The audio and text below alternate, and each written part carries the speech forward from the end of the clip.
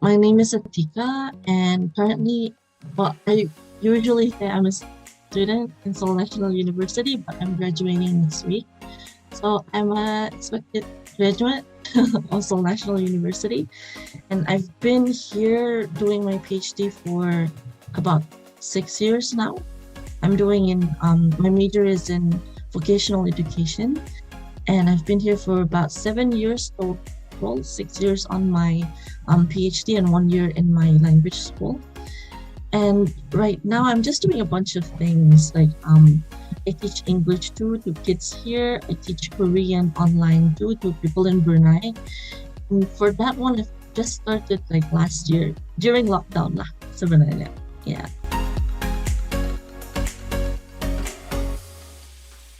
So for the Chill and Fun Korean, right? Like it's like the title, chill and fun. Because most people when they come into Korean class, they say, "Oh, I want to be able to understand Korean like dramas or Korean songs and stuff like that." But actually, it takes time to get there if you want to learn from the basics.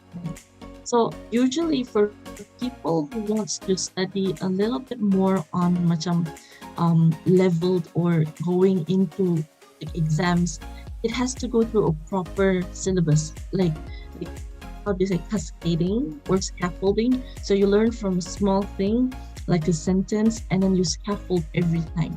And that takes time. That's what I learn usually because I learn it for the sake of going to school, right? But most people in Brunei, when they come to Korea, of course, it's not like they have much use for it except to watch Korean dramas or to watch, like, to listen to music, right? So the better way of learning it is to actually learn it in phrases instead. Like, taros jump into phrases, learning to what people are saying in the dramas, um, like the common just say which I think people know like kamsahamnida and all that, right? Those are just one of phrases which you could use immediately or you could understand immediately. And you don't have to learn it in a way that macam today we learn this one, I have to know, and it's so much pressure. You learn it for fun. So that's what it is like. Chill and fun Korean. It's much more of on the words and sentences that you might hear in Korean dramas and also like the music. And it's really different from the ones that come out in the books. Yeah.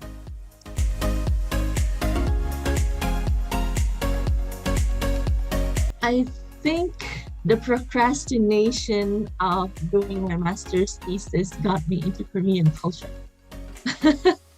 Now you know how you know that your mind wants to do homework. I mean, assignment and thesis during masters, right?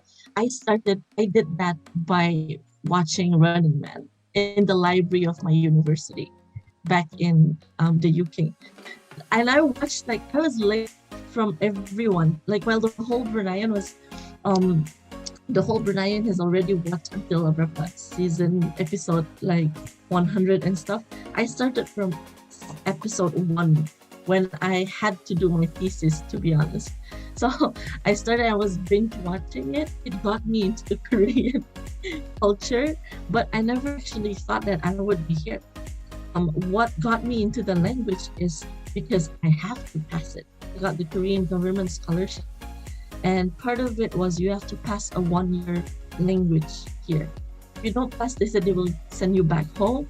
So it was a bit stressful, and I have to like do Korean starting from Hangul in Korea. And I don't understand any Korean at all at that time, and I had to pass it. It was so much pressure, um, and yeah, like I learned Korean language through my language school.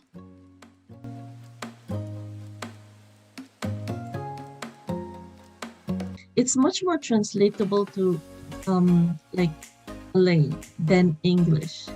Because I know a lot of people we think in English, like Bruneians, we are bilingual, right?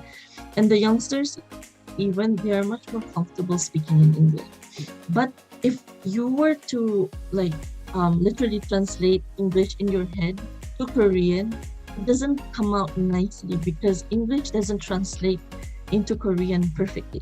Is they have opposite sentence structure. But most of the time, even the nuances of a Korean language is much more similar to like Malay Brunei, let's say, for example, right?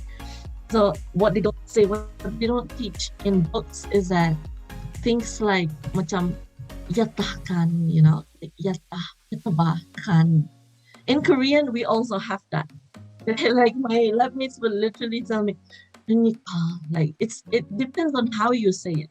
The kronika, it can be like so. If you speak it in a context or in a tone, intonation. Tapi if you're talking sama-sama macam bergosip, and somebody said kronika, that means kan, yata. Or kronika, like owl, it's much more similar to Bruneian nuances sebenarnya. So I usually use this a lot more Bruneian with my students because they could understand it more rather than it being translated to English.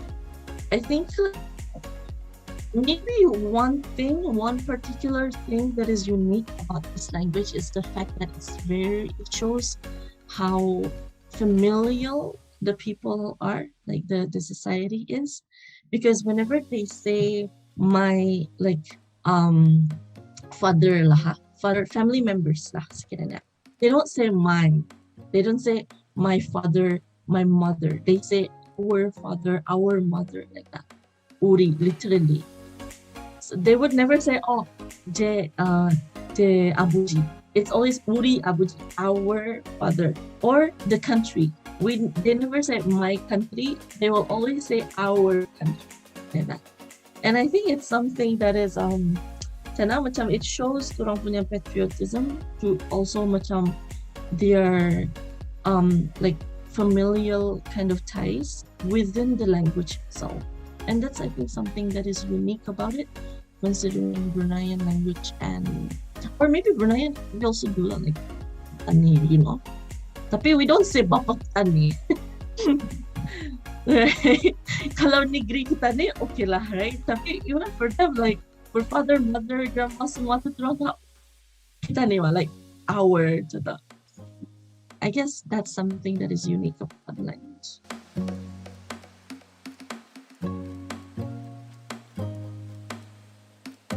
Depends on what we're aiming for. Like if you are learning the basics of Korean in order to be able to be qualified for a Korean language, like say for topic exam, and topic exam is something that is like IELTS or TOEFL. It is needed to go to work here. It is needed to go into universities here. If that's your aim, then it is more recommended that you start watching the Korean news. And it's much more formal, the news. They don't use certain words in speaking, in daily life at all, in conversations. It's really, really formal. But exams, it will get you like through the exams because most of the passages and most of the listening, it comes from the news. But if you are just like learning it for fun, then you can just continue to watch whatever Korean dramas that you are already watching now. Or macam, say, if you want to be able to read lahat, it's probably better to start reading from webtoons, like manhwa. They don't call it manga, right? They call it manhwa. Yeah. So you can start reading from webtoons online. There's a lot of Korean webtoons. And the sentences are short too. Sentences are short, and it's something that is used in daily life too. Macam webtoons. So that's something that could get you start like understanding Korean much more faster because it's short sentences.